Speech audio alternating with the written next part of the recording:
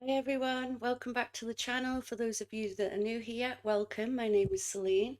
I help empaths on their healing journey with empowerment and stepping into their purpose. So in today's video, I want to talk a bit about healing itself and what to expect on a spiritual path and awakening. So I have been away all of July, as you've probably noticed. Sorry if that was a bit loud.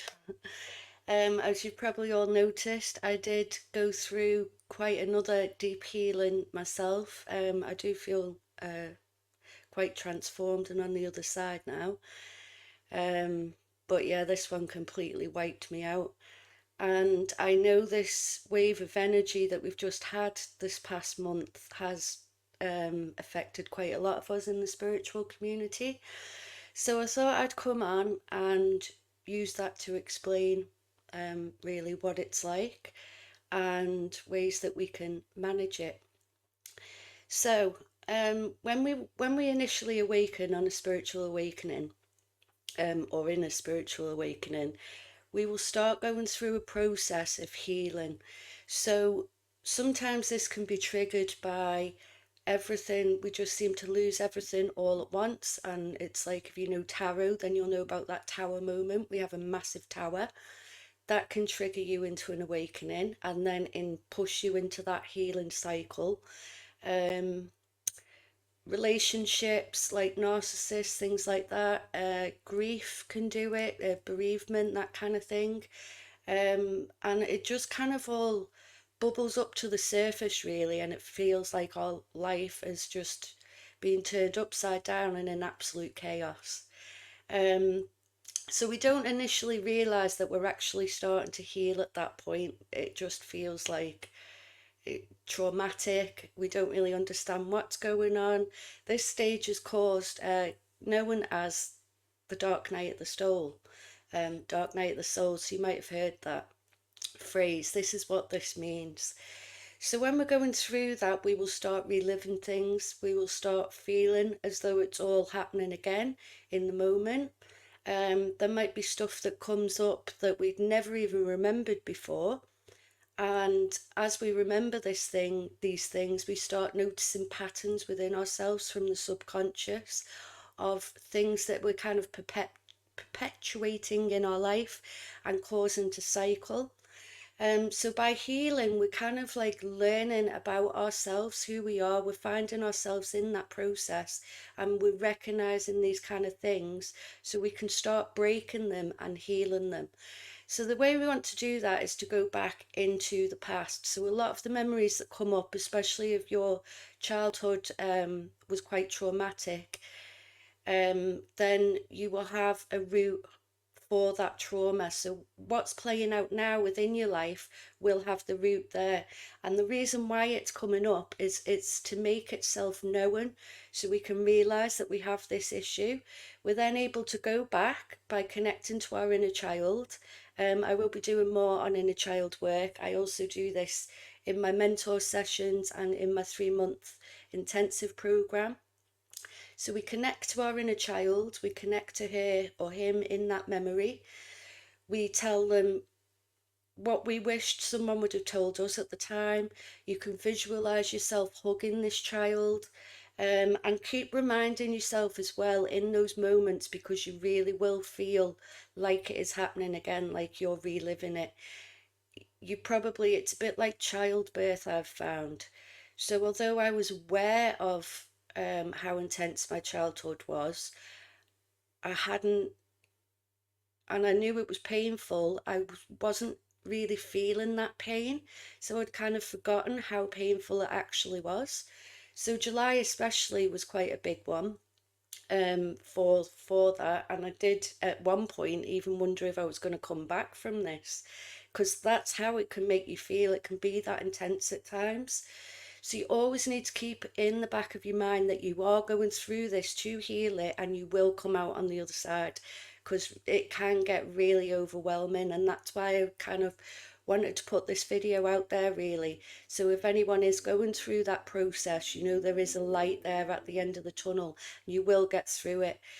So sometimes we might need to reframe the memory as well. So say something had happened, maybe that we were blamed for, um, and it might not have been our fault, it may have been, um, but by and large, you were a child, so it would likely not be completely your fault. Do you know what I mean?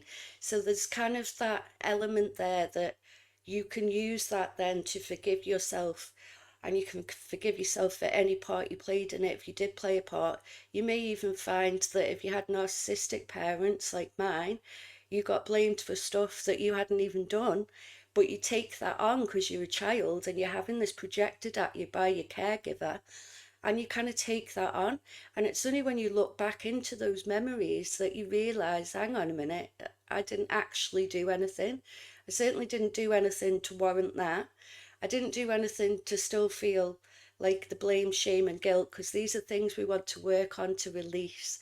So where we're saying the blame, shame, and guilt, it's not saying that you are these things. It's saying that at some point in your life you will have taken that on as your own, and it's about working through that now and releasing it and realizing that you don't need to carry that with you. And by and large, as I say, 9 times out of 10, none of this should have even been put on you in the first place.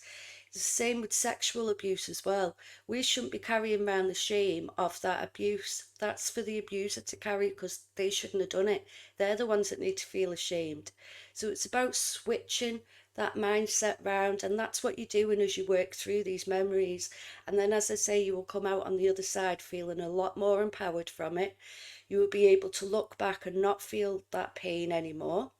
If you do want to take your inner child out of the memory, coming back to that bit, you kind of see yourself embracing that child. You say the things that you needed to say. You realise from the memory whatever you need to realise. So if it was something like you got blamed for something, and now you just realise, um, you can recall the memory, and now you're looking in at it and you're like, hang on a minute, that never was my fault. So I shouldn't be carrying that. So you're giving that to your child, as your inner child, as well as to yourself. So then you can then embrace that inner child, and that will integrate back in, because it's not just people that have gone through mind control that will end up with parts that need to reintegrate. We all have parts that need to reintegrate. So whether that's in the mind, if you've had your mind splintered from abuse, then they need to reintegrate into one, which is what this process will do. But also in the process of doing this, you're calling in your soul fractal aspects back in.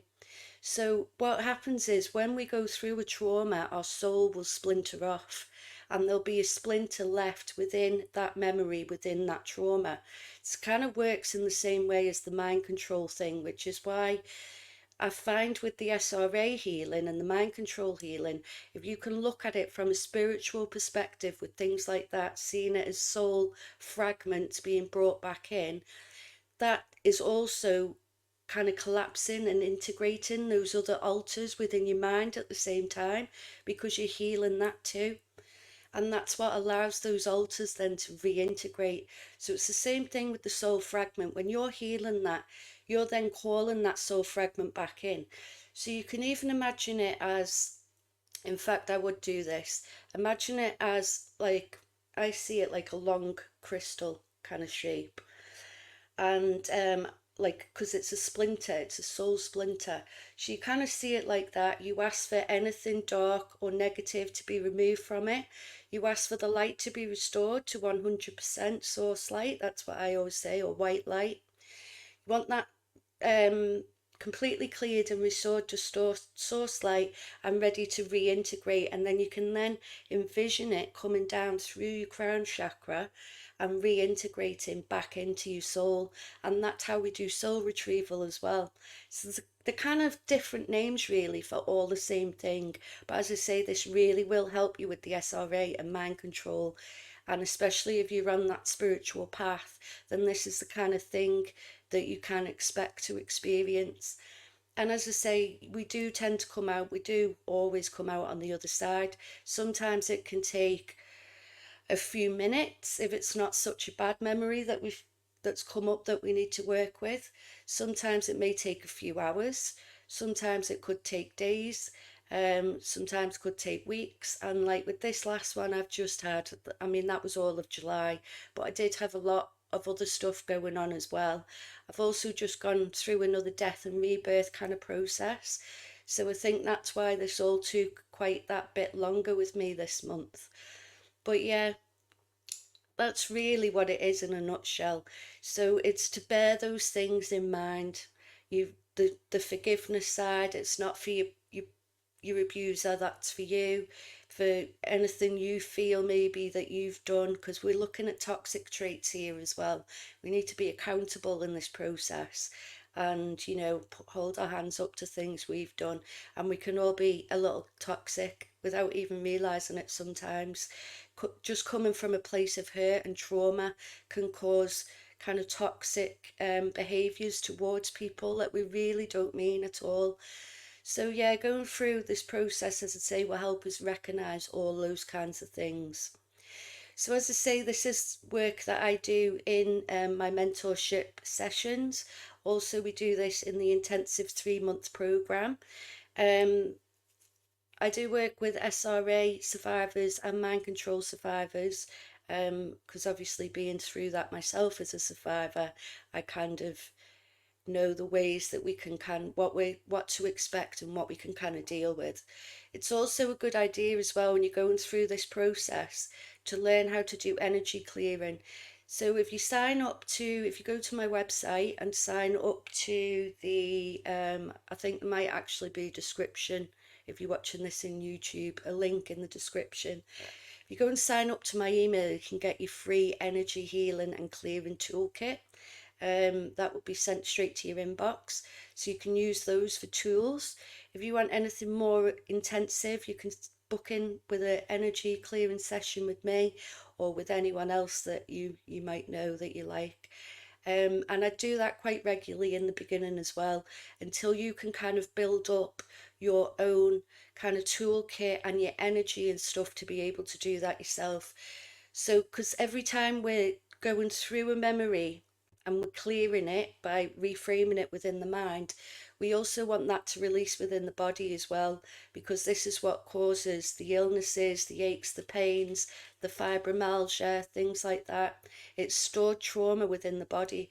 So we always want to release that too as we're doing this. So a lot of times it might come up in sneezes, it might come up with burps. As you're going through this process, that would be a sign that it is clearing for you.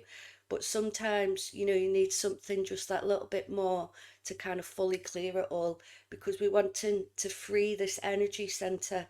Ultimately is what we're doing, and clearing each chakra, and all those traumas are stored within each chakra. So that's why they're blocked. So as we're going through this, we're releasing them. And if you watch my chakra video, I did a couple of videos back, I think. When we would clear these bottom 3 chakras and the throat, these automatically unblock the third eye and the crown. So we're kind of focusing on these down here, these energy centers.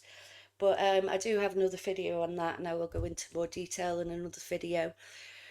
But yeah, I hope everyone has been all right this past month. Sorry I haven't got back to any messages. I am going to play catch up now. And yeah, it's really helped me see who my friends are this month as well.